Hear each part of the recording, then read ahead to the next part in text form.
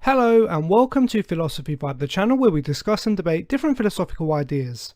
Today we're going to look at philosophy of religion and focus on an argument for the belief in God, and that is Blaise Pascal's wager argument. Great. Now, Pascal was a 17th century philosopher and mathematician who gave a compelling argument as to why we should all believe in God. Please note, this is not an argument that attempts to prove the existence of God, such as the ontological, teleological or cosmological argument. This is not even an argument that attempts to show the existence of God as more likely than not. Pascal is not trying to prove God's existence. Pascal is only trying to show people that we should in fact believe in God, and we have good reason to do so. Okay, how does Pascal do this? Pascal developed the wager argument. This is effectively the gambling person's approach to the belief in God. Interesting. Pascal effectively adopts decision theory. This is the study of one's choices and outcomes and the formula for the best decisions. This is often used in gambling. For any gambling situation, decision theory will weigh up the chances of winning with the value of the winnings and decide based on this. So if we have a lottery with a jackpot of $1 billion with 1,000 tickets available at $1 a ticket, the odds of winning are 1,000 to 1, but we stand to win $1 billion at the risk of only $1. Decision theory will say gambling $1 is a great decision. Yes, I understand. Now Pascal adopts this approach for the belief in God and turns this into a gamble. Looking at decision theory, this is how Pascal has approached the situation. Either God exists or God does not exist, and we have to either believe in God or not believe in God. If God does exist and we believe in him, we will be rewarded with an eternity of bliss in heaven.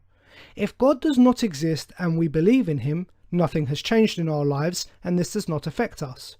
If God does not exist and we do not believe in him, nothing has changed in our lives and this does not affect us. However, if God does exist and we do not believe in him, we will be eternally punished, an infinite amount of pain and suffering in hell.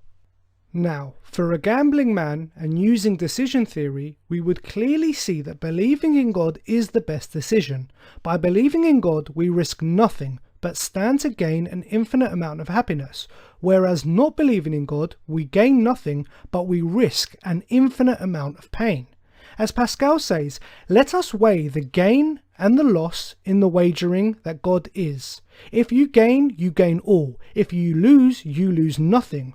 Wager then without hesitation that he is. So whether God does exist or doesn't exist, whether this can be proven or not, it doesn't really matter. The absolute best decision we can make is to believe in God, and so this is the wager we should make. Thus it becomes Pascal's wager argument, the gambler's approach to the philosophy of religion. Fascinating argument, but instantly I have an objection. What's that? You mentioned that in the situation of believing in God and God not existing involved no loss. Here I would disagree. I do in fact think there is a loss. Think about it. Focusing now on the Judeo-Christian religion, for you to believe in God means you will need to attend church every Sunday. You cannot have premarital relations. You cannot cohabit, etc., etc. There are restrictions and rules a lot on your life. You must live your life in fear, constantly trying to appease and please your deity. This is not easy, and this takes away quite a bit of your freedom and your personhood.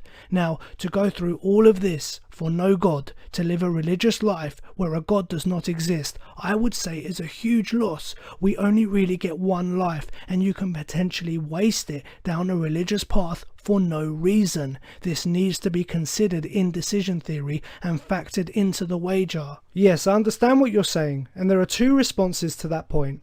Firstly, you can indeed factor it into the wager, and there will be a small finite loss considered on the believing God but God does not exist category.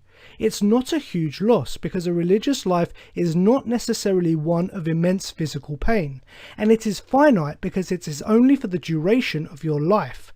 However, when we compare this to do not believe in God but God does exist category, you are weighing this up to an immense physical pain for an infinite amount of time. essentially an eternity in hell. So this is still outweighed, and it still looks like the better decision is to believe in God. I see. The second point, and what Pascal would most likely argue, is that a religious life is not really a negative thing and carries no real loss. A religious life puts value on things like community, family, it gives people a purpose, and also eliminates the fear of death with a promise of eternal paradise. So believing in God carries no real loss, and if God does not exist, it does not really matter, as your life has been better off with just the belief. Well, I'm not sure about that. That seems more like a subjective opinion. Either way, to believe in God still seems like the more intelligent gamble. Okay, but how exactly can you believe in God if you don't believe in God? Is belief a choice? I would say it's not. I think you just believe or you don't. Sure, something can happen that makes you change your beliefs, but just saying to someone believe because it's a better gamble seems strange and something that is impossible to do. If you have learned about the concept of God and seen no real evidence to convince yourself, how could you possibly force yourself to believe in him? And if you are just pretending to believe in God, this is not a genuine belief. This is an inauthentic belief in God. So you can go through the motions, so to speak. You can go to church, you can read the Bible, you follow the rules, but you don't truly believe in your heart of hearts that he exists. You have some doubt. Then if God does exist and he is omniscient, he will know. He will know you have been faking your belief for your own selfish reasons, and that cannot possibly end in a reward.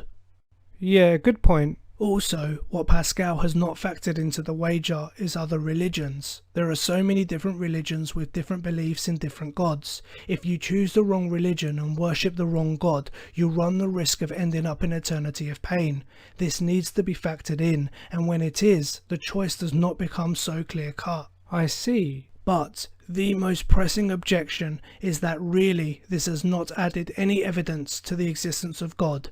It has given us no reason to believe in God other than to have our backs covered. But this argument can be used for absolutely everything. I can say to you, believe in Hades, the Lord of the Underworld. Once you die, if you do not believe in Hades, he will take your soul to the underworld for eternal damnation. So following Pascal's wager, you should also believe in Hades. Do you now believe in Hades? Well, no. No, I don't. Exactly. It can be used for any metaphysical or supernatural being, and after a while it will be redundant. We will believe in absolutely every possible deity or demon, even if they contradict each other. Good point. Well, that's all the time we have for now. Thank you for watching. We hope you enjoyed the vibe. And what are your thoughts? Do you think Pascal's wager argument is a good argument for believing in God? Let us know in the comments below. Don't forget to like, share and subscribe. Take care, and we'll see you next time.